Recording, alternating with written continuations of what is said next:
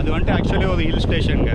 அது எங்கே இருக்குது அப்படின்னு பார்த்தீங்கன்னா கர்நாடகா மாநிலத்தில் கிட்டத்தட்ட மேட்டூர் டேமுக்கு பக்கத்தில் இருக்கக்கூடிய ஒரு கோவில். இந்த சைடில் இப்போ வந்துட்டு சூரியன் வந்தால் எவ்வளோ அழகாக இருக்கும் அப்படின்றதுக்கு இந்த மலையை பாருங்களேன். பச்சையாக தான் இருக்குது, ஆனால் அந்த மலை அதுக்கு ஸ்டே பண்ணுற அளவுக்கு. பட் இந்த கோயில் என்ன இது அப்படின்னு பார்த்தீங்கன்னா இது வந்துட்டு இன்னும் அவ்வளோ ஃபேமஸ் ஆகும். Welcome back guys. ஸோ அடுத்த ஒரு ட்ராவல் தொடங்கியாச்சுங்க. இப்போ எங்கே போயிட்டுருக்கோம் அப்படின்னு கேட்டிங்கன்னா பெங்களூர்லேருந்து மலை மாதேஸ்வரா அப்படின்ற ஒரு இடத்துக்கு தான் நம்ம வந்துட்டு இப்போ போயிட்டுருக்கோம். அது வந்துட்டு ஆக்சுவலி ஒரு ஹில் ஸ்டேஷனுங்க. அது எங்கே இருக்குது அப்படின்னு பார்த்தீங்கன்னா கர்நாடகா மாநிலத்தில் கிட்டத்தட்ட மேட்டூர் டேமுக்கு பக்கத்தில் இருக்கக்கூடிய ஒரு கோவிலுங்க. அது என்ன கோயில் அங்கே ஃபேமஸ் அப்படின்னு பார்த்தீங்கன்னா மாதேஸ்வரா. மாதேஸ்வரனா உங்களுக்கு தெரியும்ல, சிவன் கோயில். இந்த சிவன் கோயில் அப்படி என்ன ஃபேமஸ் அப்படின்னு கேட்டிங்கன்னா கிட்டத்தட்ட 600 வருஷத்துக்கு பழமையான கோவிலுங்க. அண்ட் அது மட்டும் இல்லாமல் கர்நாடகாவில் வந்துட்டு ஒரு சூப்பரான டூரிஸ்ட் ஸ்பாட்டு.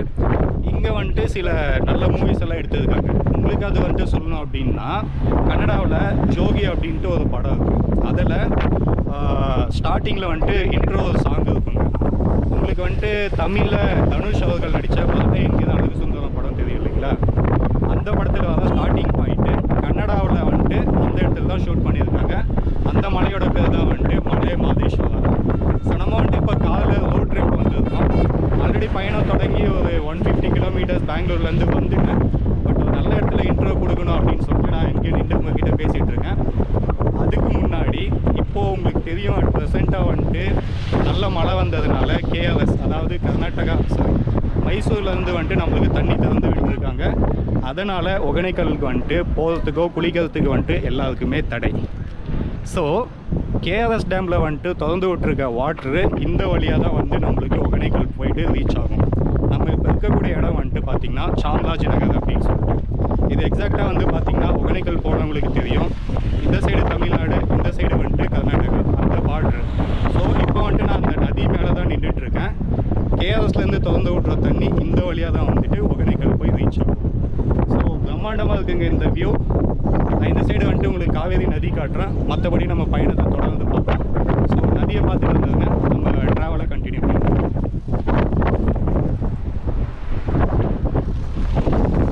பார்த்தீங்களா கைஸ், ஆல்மோஸ்ட்டு 1/2 கிலோமீட்டர் இருக்குங்க அந்த சைட்லேருந்து இந்த சைடு. இதுங்க ஃபஸ்ட்டு லொக்கேஷனை உங்களுக்கு சுற்றி காட்டுறேன்.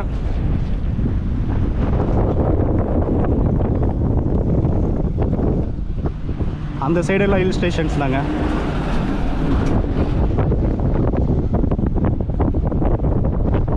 ஸோ பார்த்தீங்களா, சுத்தமாக வந்துட்டு சன்ரைஸே இல்லை, சன்னே இல்லை இப்போதைக்கு. ஒரே மேகமூட்டமாக தான் இருக்குது. பட் கிளைமேட்டு செம்மையாக இருக்குது. காற்று உங்களுக்கு வீடியோவில் கேட்கும்னு நினைக்கிறேன். பயங்கரமாக இருக்குது. ஸோ இந்த சைடில் தானாக கேஆர்எஸ். இங்கேருந்து மைசூர் வந்துட்டு பார்த்திங்கன்னா ஒரு 70-80 கிலோமீட்ரு.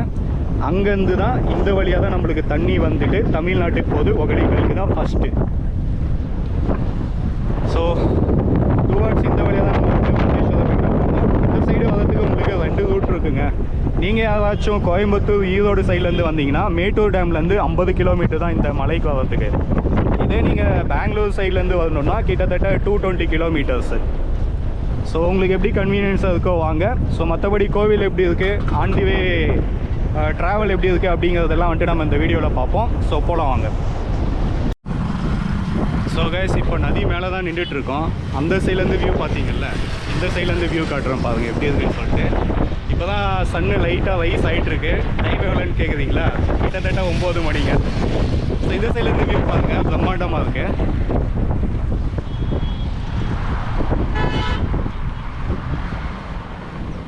தண்ணியோட கலர் பார்த்தீங்களா எவ்வளோ பச்சையாக இருக்குது. இங்கே ஒன்று தெரியுதாங்க பிரிட்ஜு, பழைய பிரிட்ஜு போல் அது. பட் கொஞ்சம் டேமேஜாக இருக்குது, ஆனாலும் வண்டிங்க போயிட்டு தான் இருக்குது. ஸோ இந்த நதிக்கும் அந்த மலையோட வியூக்கும் செம்மையாக இருக்குது இல்லைங்க. இந்த சைடு ஃபுல்லாக வாழை. இந்த சைடில் இப்போ வந்துட்டு சூரியன் வந்தால் எவ்வளோ அழகாக இருக்கும் அப்படின்றதுக்கு இந்த மலையை பாருங்களேன். பச்சையாக தான் இருக்குது, ஆனால் அந்த மலை அந்த சூரியன் அடிக்கும்போது வந்துட்டு அதோட கலர் எவ்வளோ பிரம்மாண்டமாக காட்டுதில்ல, நல்ல க்ரீனரியாக காட்டுது அது. ஸோ அப்படியே சுற்றி ஒரு வாட்டி பார்த்துக்கோங்க. இப்போத்துலேருந்து ஹில் ஸ்டேஷன் ஸ்டார்ட் ஆகுதுங்க. ஸோ ஹில் ஸ்டேஷன் ரூட் எப்படி இருக்குதுன்னு சொல்லிட்டு நான் உங்களுக்கு கண்டினியூ பண்ணுறேன். காவேரி நதியாக கடைசியாக பார்த்துக்கோங்க. இந்த சைடு தான் உங்களுக்கு வந்துட்டு ஒகேனக்கல். இந்த வழியாக போகிற தண்ணி தான் ஒகேனக்கல் போய் ஒகேனக்கல்லேருந்து மேட்டூர் வரைக்கும் போகுதுங்க. நல்லா இருக்குல்ல இடம்? சரி, ஓகேங்க, அடுத்த இடத்துலேருந்து மீட் பண்ணுவோம். ஸோ கைஸ், வந்துட்டோம் கடைசியாக. டெம்பிள் முன்னாடி தான் நின்றுட்டுருக்கோம். இதுதாங்க என்ட்ரன்ஸ். உங்களுக்கு அந்த சைடு வந்து பார்த்திங்கன்னா பார்க்கிங் இருக்குது. பார்க்கிங் 30 ரூபீஸு, என்ட்ரன்ஸுக்கு 30 ரூபீஸு. அது முடிச்சுட்டு நீங்கள் வந்தீங்கன்னா இதுதான் என்ட்ரன்ஸு. முன்னாடி பார்த்தீங்கன்னா ஒரு குளம் இருக்குது. ஸோ குளம் தாண்டி அப்படியே பார்த்தீங்கன்னா இதுதாங்க டெம்பிள். அண்ட் இங்கேயும் உங்களுக்கு திருப்பதி தர்மஸ்தலாவில் இருக்க மாதிரி ரூமெல்லாம் இருக்குது ஸ்டே பண்ணுற அளவுக்கு. பட் இந்த கோயில் என்ன இது அப்படின்னு பார்த்தீங்கன்னா, இது வந்துட்டு இன்னும் அவ்வளோ ஃபேமஸ் ஆகலைங்க. இங்கே பார்த்தீங்களா, முன்னாடி ஒரு ஸ்டாச்சு இப்போ தான் கட்டிகிட்டு இருக்காங்க, அந்த மலையெல்லாம் இது பண்ணிவிட்டு.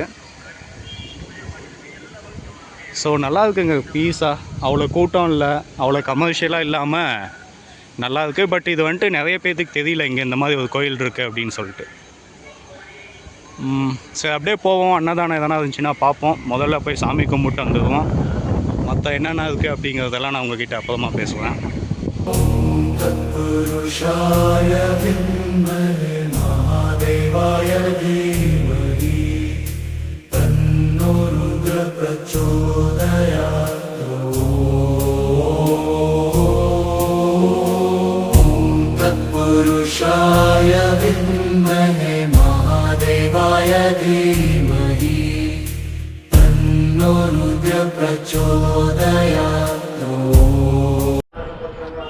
ஸோ கைஸ், வந்தாச்சு. உள்ளே போய் சாமியை பார்த்துட்டு வந்தாச்சு. தரிசனமும் முடிஞ்சிடுச்சுங்க. ஆக்சுவலி இன்றைக்கி வந்துட்டு சனிக்கிழமை, அதனால் வந்துட்டு கூட்டம் கொஞ்சம் அதிகமாக இருக்குது. உள்ளே போய் சாமியை பார்த்துட்டு வரதுக்கு 1 மணி நேரம் ஆச்சுங்க. மற்றபடி வீக் டேஸில் வந்தீங்கன்னா ஒரு 10-15 நிமிஷத்தில் பார்த்துட்டு வந்துடலாம். வீக்கெண்டில் வந்தீங்கன்னா கொஞ்சம் கூட்டம் அதிகமாக இருக்கும். அது மாதிரி பார்த்துட்டு வாங்க. சப்போஸ் நீங்கள் ஓன் வெஹிக்கிளில் வரல அப்படின்னு சொன்னால் உங்களுக்கு வந்துட்டு பஸ்ஸும் இருக்குது. ஸோ நீங்கள் பெங்களூர்லேருந்து பஸ்ஸில் வரலாம், ஈரோட்லேருந்து கூட உங்களுக்கு பஸ்ஸில் வரலாம். பஸ் ஸ்டாண்ட் நீங்கள் முன்னாடி தான் இருக்குது பாருங்கள். ஸோ இதுதான் பஸ் ஸ்டாண்டு. இந்த சைடு தெரியுதுங்களா சிலை?